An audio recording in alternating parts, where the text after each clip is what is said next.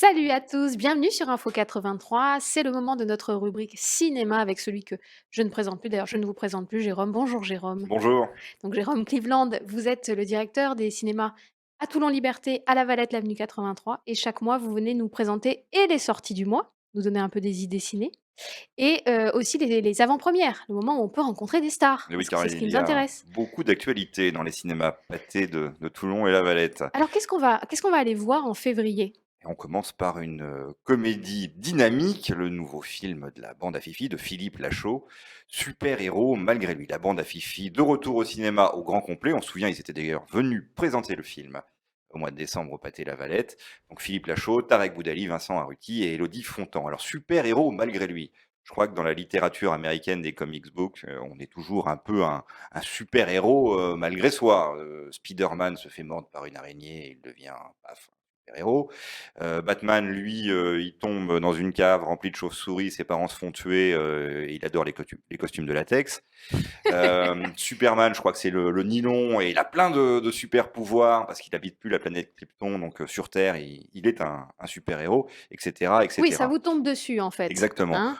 Donc là, le personnage joué par Philippe Lachaud, qui s'appelle Cédric dans le film, est une sorte de comédien raté qui n'a à son actif, qu'une pub, pour des préservatifs de petite taille. Donc c'est pas très glorieux, et il décroche, sur un quiproquo, un premier rôle dans une série B, de super-héros, et puis suite à d'autres quiproquos, il emprunte la voiture, du tournage, une sorte de Batmobile, qui aurait été croisée avec un dragster tout droit issu de Mad Max.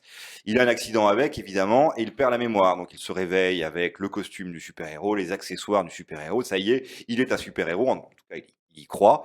Sauf que n'est pas super-héros qui veut. Et voilà, ça va donner lieu à tout un tas de gags et de sketchs en tout genre, dont la bande à Fifi a parfaitement le secret. Oui, c'est bien dans l'ADN, hein, de leurs précédents films. On pense à Babysitting, on pense comment c'était aussi cette agence, Alibi.com. Alibi.com, donc c'est dans la même veine que toutes ces On est comédies? dans la même veine, alors avec un peu plus de moyens. Ils tournent en dérision des personnages qu'ils adorent, hein, évidemment. Il y a énormément de cascades dans le film. Je crois que c'est le film le plus technique de la bande à Fifi. Ils sont très contents du résultat et nous aussi. Génial, donc ça, c'est déjà une bonne idée. Qu'est-ce qu'on peut aller voir d'autre en février? On va enchaîner sur les vedettes, l'équipe du Ah! Palma Show qui était il y a quelques jours encore, à Toulon pour présenter, leur film.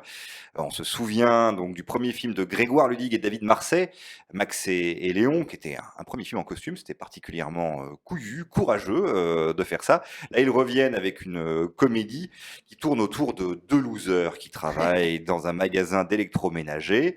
L'un est une sorte de chanteur raté, un Pas branleur tant que devant ça. l'éternel. Pas tant que ça, non, on va le voir dans le film. En tout cas, il campe le personnage d'un chanteur raté. Et le deuxième est une sorte de naïf, un sot prétentieux qui projette la vacuité de sa propre existence sur une collection d'objets de consommation qui l'a conduit à la limite du surendettement. Vous jugez là, Jérôme, j'ai Un l'impression. tout petit peu, Oui. mais je pense qu'il y a une certaine aussi affection de la part des auteurs vis-à-vis de leurs personnages. Ils vont les racheter un tout petit peu un tout petit peu, hein, dans le film. Et ils vont avoir l'occasion de collaborer sur un plateau de télé, en tant que candidat évidemment, qui rappelle énormément celui qui était le Juste Prix. Vous vous rappelez Tout du à Juste fait. Prix? Oui, Ce j'ai plateau la kitsch, référence. à paillettes, dont les candidats ont des étiquettes, jaunes ou orangées, écrites à la main. Voilà, c'est une satire un petit peu sur, ce que, c'est produire la Les télévision paillettes. dans le pire, évidemment. Et là, ils deviennent des vedettes, hein, en participant au Juste Prix. En tout cas, ils pensent qu'ils sont des vedettes. Et ils vont participer ensuite à une émission que vous aimeriez beaucoup, heu, qui est une émission où il faut chanter, Mais et qui oui, rappelle celle de Nagui. N'oubliez pas oui, les tout à paroles. fait. Et voilà, et ainsi de suite, jusqu'à la télé, réalité, jusqu'à devenir des mini vedettes dans la vie. Non, mais c'est très drôle, hein, pour avoir vu la bande annonce, c'est très drôle, c'est très tendre aussi. Ces 2 là ne s'entendent pas du tout au départ et puis l'un va être un peu saisi par le talent, bien caché de son C'est comparse. opportuniste, hein, c'est très opportuniste comme, association. Mais finalement, ils ont tout, pour ne pas s'entendre, et à l'arrivée, ils vont devenir, très certainement les meilleurs compagnons du monde. 2 comédies donc en février, on va rire, on va On a beaucoup besoin, n'est-ce s'amuser, pas? mais pas que j'imagine. Pas que, non, on va finir sur un drame, Ah! évidemment Quand même, vous me rassurez. Une très, très grosse production américaine. On avait quitté, Kenneth Branagh et Hercule Poirot, quelque part dans l'Orient Express, il y a quelques années et Kenneth Branagh, a décidé de réadapter encore un ouvrage d'Agatha Christie. Cette fois-ci, c'est Mort sur le Nil. Oui, Il n'y a pas de vacances pour les braves détectives privés belges, même moustachu. si et moustachu, ouais, une moustache sculptée, travaillée. Je pense que c'est l'essentiel du budget du film, Oui, dont je pense, je hein. rigole. Évidemment, les décors sont à couper le souffle, ça se passe sur le Nil, à bord d'un luxueux bateau de croisière.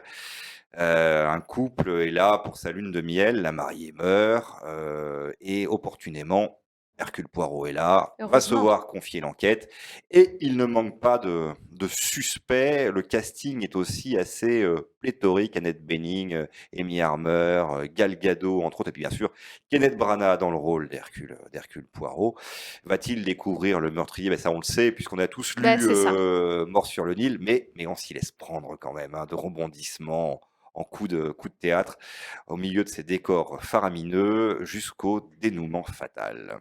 Alors, c'est vrai que Kenneth Branagh, on doit sûrement pas bien le dire parce que je crois que la prononciation est quand même assez technique, avait beaucoup exploré Shakespeare et puis maintenant Agatha Christie.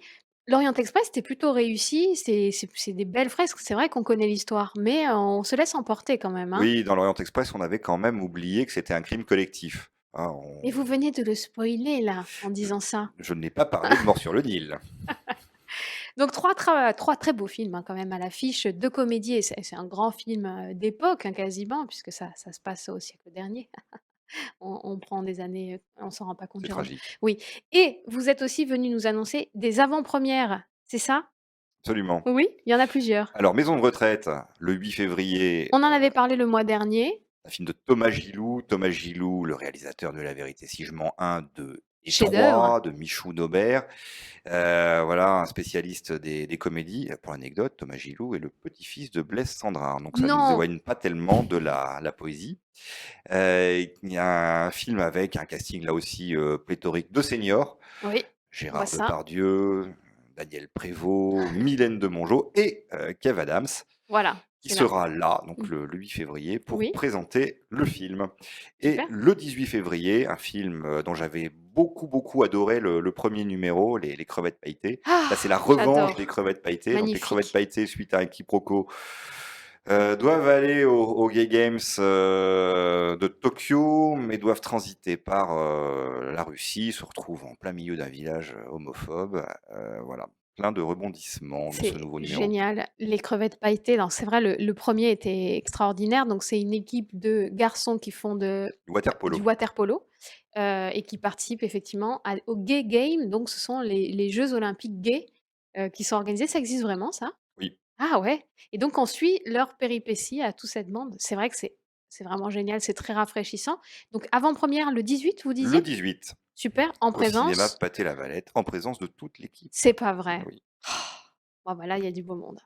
Merci Jérôme, on se retrouve en mars, le mois des fous, pour parler cinéma et printemps. et printemps. Donc, on se retrouve le mois prochain, À très merci. vite. À très vite et à très vite à vous tous sur Info 83.